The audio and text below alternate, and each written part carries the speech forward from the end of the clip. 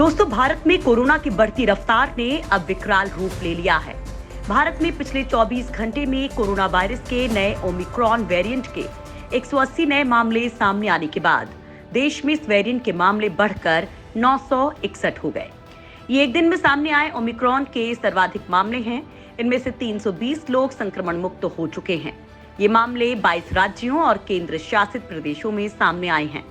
केंद्रीय स्वास्थ्य मंत्रालय ने बताया कि दिल्ली में सबसे ज्यादा 263 मामले सामने आए हैं और इसके बाद महाराष्ट्र में 252, गुजरात में 97, राजस्थान में 69, केरल में 65 और तेलंगाना में 62 मामले सामने आए हैं।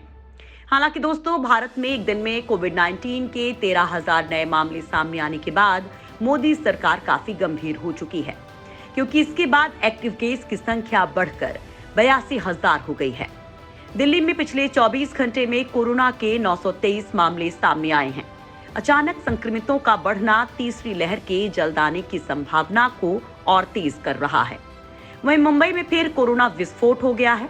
जारी रिपोर्ट के मुताबिक 24 घंटे में यहां कोविड के 2,510 मामले सामने आए हैं। देश के 2 बड़े शहरों में कोरोना के मामलों का इस स्पीड में बढ़ना डराने वाला है। देश में 49 दिनों के बाद कोविड-19 के 13,000 से ज्यादा दैनिक मामले सामने आए हैं। इससे पहले 11 नवंबर को 24 घंटे में संक्रमण के 13,091 नए मामले सामने आए थे। अब ओमिक्रॉन वेरिएंट के 961 मामले हो गए हैं, लेकिन सबसे अच्छी बात यह है कि इसमें से 320 मरीज रिकवर हो गए हैं, जो बड़ी कामयाबी है। वैसे इससे अभी तक कोई मौत नहीं हुई है, लिहाजा ये जानना बेहद जरूरी हो जाता है कि भारत के लिए कितना खतरनाक हो सकता है और दुनिया में वास्तव में चल क्या रहा है। ज्यादा खतरनाक नहीं है ओमिक्रॉन वेरिएंट, फिलहाल दिख रहा है बहुत ही कमजोर। कोरोना वायरस के नए वेरिएंट ओमिक्रॉन का खतरा लगातार बढ़ता जा रहा है। हालांकि ओमिक्रॉन को लेकर जो रिपोर्ट सामने आई है, जिनमें कहा जा रहा है कि ये नया वेरिएंट भले ही ज्यादा खतरनाक नहीं है, लेकिन ये बहुत तेजी से फैलता है।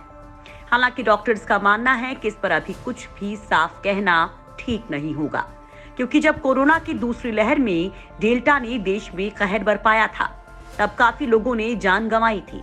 डेल्टा वेरिएंट लोगों के फेफड़ों पर सबसे ज्यादा असर कर रहा था और इस वजह से काफी मौतें हो गई थी। हालांकि ओमिक्रॉन अधिकतर केस में बहुत माइल्ड नेचर की डिजीज है।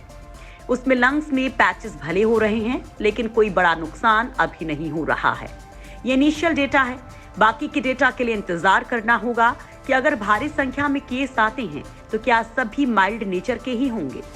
डेल्टा में भी शुरुआत में इतनी सीरियस डिजीज नहीं देखी गई थी, लेकिन बाद में जब केसेस की संख्या बढ़ी, तब सीरियस नेचर के केस ज्यादा उभर कर सामने आए थे। हालांकि साउथ अफ्रीका से जो खबर आई, उसने पूरी दुनिया को नई राहत दी है, क्योंकि वहां लोग इन्फेक्ट तो हुए, लेकिन मौत का ग्राफ बहुत ही कम देखने को मिला। वहां का इनिशियल डेटा ये कहता है कि सीरियस डिजीज और डेथ जितनी भी अब तक हुई हैं, वो केवल अनवैक्सीनेटेड लोगों में देखी गई हैं। अगर आप वैक्सीनेटेड हैं तो शायद आपको ये वेरिएंट इफेक्ट तो कर सकता है, लेकिन जो बीमारी होगी वो माइल्ड होगी। आप शायद आईसीयू तक नहीं जाएंगे और मौत की संभावना ना के बराबर होगी। इसलिए वैक्सीन आज भी हमारा सबसे सशक्त हथियार है। बड़ी बात तो यह है कि पिछली बार की तरह ऑक्सीजन की जरूरत तो बिल्कुल भी ना पड़े। हमारे देश में जितने भी केस रिपोर्ट हुए हैं, उनमें बहुत ही कम संख्या में ऑक्सीजन लेवल कम होना या डेथ होना रिपोर्टेड है। ज्यादातर केस माइल्ड हैं, जिन्हें घर पर ही मैनेज किया जा रहा है। हॉस्पिटल एडमिट भी हो रहे हैं तो केवल 1-2 दिन के लिए जाकर लोग घर आ रहे हैं।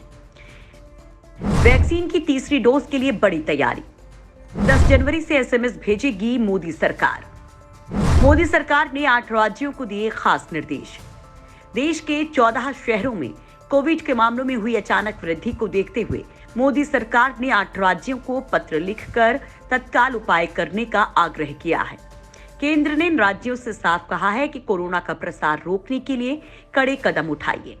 केंद्रीय स्वास्थ्य सचिव राजेश भूषण ने गुरुवार को दिल्ली, हरियाणा, तमिलनाडु, पश्चिम बंगाल, महाराष्ट्र, गुजरात, कर्नाटक और झारखंड को पत्र लिखा है। इतना ही नहीं, ओमिक्रॉन के बढ़ते मामलों की वजह से देश पर महामारी की तीसरी लहर का संकट गहरा गया है। लिहाजा मोदी सरकार 10 जनवरी से फ्रंट लाइन वर्कर्स और स्वास्थ्य कर्मियों के अलावा 60 साल से ऊपर की उम्र के लोगों को वैक्सीन की तीसरी डोज लगाने वाली है। साथ ही सरकार 60 साल से ऊपर की उम्र के लोगों को तीसरी डोज के बारे में याद दिलाने के लिए एसएमएस भी भेजेगी। हालांकि कोरोना के नए वेरिएंट ओमिक्रॉन से बढ़ते संक्रमण के मामलों को देखते हुए महाराष्ट्र पुलिस ने मुंबई में धारा 144 लागू कर दी है। धारा 144 लगाने के बाद अब महानगर में न्यू ईयर सेलिब्रेशन के दौरान पुलिस ने 30 दिसंबर से 7 जनवरी तक रेस्टोरेंट, होटल, बार, पब, रिजॉर्ट और क्लब सहित किसी भी बंद या खुली जगह में नए साल के जश्न, पार्टियों पर रोक लगा दी है। वहीं वैक्सीन मोर्चे की बात करें तो देश में करीब 90% वयस्क आबादी को कोरोना की पहली डोज लग गई है। दिल्ली में लागू जीआरपी मॉडल को पूरे देश में लाने पर भी विचार किया जा रहा है। फ्रांस में आई कोरोना की भयंकर सुनामी। एक दिन में सामने आए 2 लाख से ज्यादा केस। दोस्तों, फ्रांस में कोरोना का नेशनल और यूरोपीय रिकॉर्ड टूट गया है। इसके पीछे की वजह ओमिक्रॉन और डेल्टा वेरिएंट का तेजी से फैलना बताया जा रहा है। फ्रांस में पिछले 24 घंटों के दौरान कोरोना के एक साथ 2,08,000 मामले सामने आए।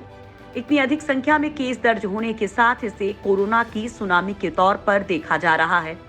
पिछले 7 दिनों के दौरान वैश्विक स्तर पर कोरोना रिकॉर्ड ऊंचाई पर पहुंच गया है।